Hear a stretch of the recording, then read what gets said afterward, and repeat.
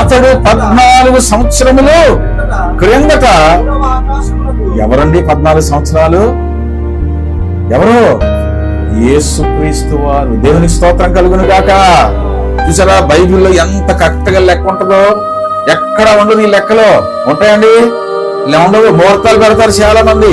బతికినోడికి ముహూర్తం ఉండదు, చచ్చినోడికి ముహూర్తం ఉండదు. మధ్యలో ముహూర్తాలు పెడతారు.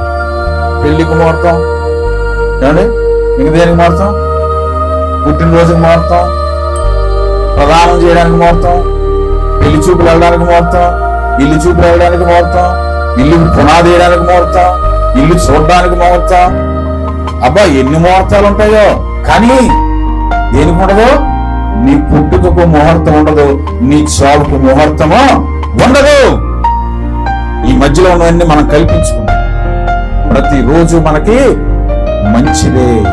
ప్రతిరోజు దేవుడిచ్చినటువంటి దినము. అందుకే మనం పాట పాడుకుంటాం. ఎవడది? చిన్నప్పుడు వారు this is the day, this is the day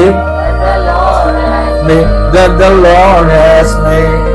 ప్రతిరోజు కూడా పాడతాం, కానీ ముహూర్తాలు మాత్రం మర్చిపోం. ఈరోజు అమావాస్య అండి, ఈరోజు పౌర్ణమి అండి. ఎవరిచ్చారండి ఇవన్నీ? ఎవరు ఇవన్నీ? నా దేవునివి. నా దేవుని కన్నా గొప్పగా నువ్వు అయ్యి చూస్తున్నావు కాబట్టి నిండా మునిగిపోతున్నావు. ఏమవుతుందా? మనకు అదేం లేదు. ప్రతి దినము మంచిదే, ప్రతి దినము మంచిదే, ప్రతి దినము మంచిదే. శుక్రవారం ఎక్కడి నుంచి వచ్చింది? లక్షవారం ఎక్కడి నుంచి వచ్చింది?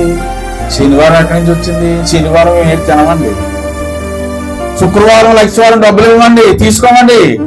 ఎక్కడి నుంచి వచ్చాయండి ఇవన్నీ? హాస్పిటల్కి వెళ్తే శుక్రవారం లేదు, శనివారం ఎప్పుడైనా డబ్బులు నువ్వు ఇవి చెప్పండిరా. హాస్పిటల్కి వెళ్ళారండి, అమ్మ నీ శుక్రవారం నేను బాబు నాకు మందు ఎక్కించకండి అంటే ఊరుకుంటుందా? శరీరం చచ్చిపోతావు. శుక్రవారం అయినా నువ్వు డబ్బులు ఇవ్వాలి, శనివారం అయినా ఇవ్వాలి, లక్షవారం అయినా ఇవ్వాలి. అవివేకం అండి, అంత జ్ఞానము లేనటువంటి మా ప్రభు వారికి ప్రతి దినము మంచి. ఆయన చేసిన దినములన్నీ కూడా ఎలాంట మంచి. ఇవన్నీ మనం కల్పించుకున్నాం.